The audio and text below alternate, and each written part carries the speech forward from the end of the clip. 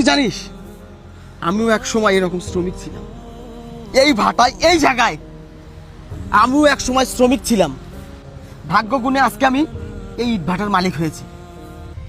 শুধু এইটা না, তুই তো ভালো করেই জানিস এই গাইবান্ধা শহরে আরো 5-5টা ইটের ভাটার মালিক আমি। কোথা থেকে হয়েছি আমি, কার জন্য হয়েছি?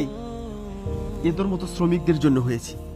এরা যদি আমার ভাটায় শ্রম না দিত, আমার ভাটায় কাজ না করতো, একটা থেকে আমি 5টা ভাটার মালিক হতে পারতাম না। এই শ্রমিকরা আছে বলেই, এই কর্মচারীরা আছে বলেই আমার মতো মালিকরা বিলাসবহুল বাড়িতে থাকে, দামি দামি গাড়িতে চড়ে। এই যে যেমন তুই প্রাইভেটে ঘুরিস, এসি গাড়িতে ঘুরিস, এসি বাসায় থাকিস। এটার অবদান কিন্তু, এটার কৃতিত্ব শুধু এই শ্রমিকরা।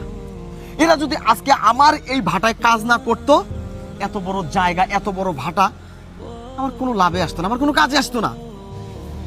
একজন মালিকের চেয়েও শ্রমিকরা ইম্পর্টেন্ট। শ্রমিকরা যদি কাজ করে মালিক বাঁচবে। এই যে গার্মেন্টসে দেখিস না কত মা বোনরা নির্যাতন শিকার হচ্ছে, কত অবহেলিত হচ্ছে। এই গার্মেন্টসে যদি এদের মতো শ্রমিকরা কাজ না করে, গার্মেন্টসে তালা ঝুলবে, বিদেশি ডলার কেউ ইনকাম করতে পারবে না। এত উঁচু উঁচু বিল্ডিং, এত বড় বড় বিল্ডিং সব কি হবে জানিস? ছাতা ধরবে, মরিচা হয়ে পড়ে থাকবে। মালিকরা কিচ্ছু করতে পারবে না। মালিকরা বাঁচতে গেলে শ্রমিক দরকার, তাই সব সময় স্যালুট করতে হবে শ্রমিকদের। শ্রমিক আছে বলেই মালিকরা আছে, শ্রমিক কাজ করে বলেই মালিকরা ভালো থাকে। আর সেই শ্রমিককে তুই কি বলিস? ছোট লোকের বাচ্চা, চাকরের বাচ্চা, কামলার বাচ্চা, ছোট লোকের বাচ্চা তুই।